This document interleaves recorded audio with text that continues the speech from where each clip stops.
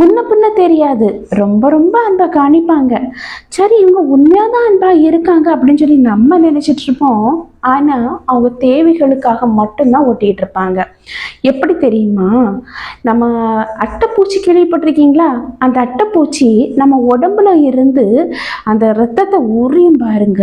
உறிஞ்சிட்டு அந்த ரத்தம் அவ்வளோ ஷக் பண்ணி உறிஞ்சி எடுத்த பிறகு கீழே பொத்துன்னு விழும். அதே போல தான் இந்த உறவுகள் அன்பு அப்படிங்கிறத கொண்டு காணிச்சு நம்மக்கிட்ட நம்மளை கொண்டு ஏதாவது அவங்களுக்கு ஒரு தேவை இருக்கும். அந்த தேவைகளை நல்லா நிறைவேற்றிட்டு அது முடிஞ்ச பிறகு நம்மளை தெரியாத ஆள் மாதிரி ஒதுக்கி வைப்பாங்க, கலத்தி விட்டுட்டு போவாங்க. இப்போ இப்படி கலத்தி விட்டுட்டு போன உடனே நம்ம மனசு என்ன ஆகும்? கலங்கம். ஐயோ, இவங்க உண்மையா நம்ம மீது அன்பு வச்சிருந்தாங்கன்னு சொல்லி நம்ம நம்பி இருந்தோமே, ஆனா இவங்க ஏதோ ஒரு தேவைகளுக்காக மட்டும்தானே நம்ம கிட்ட பழகி இருக்காங்க அப்படின்னு சொல்லி மனசு பல எண்ணங்களை கொண்டு வரும்.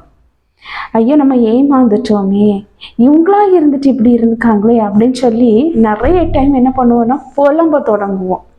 இப்படி புலம்புறதுனால எந்த ஒரு பிரயோஜனமும் இல்லை. அப்ப என்னதாங்க செய்யணும்?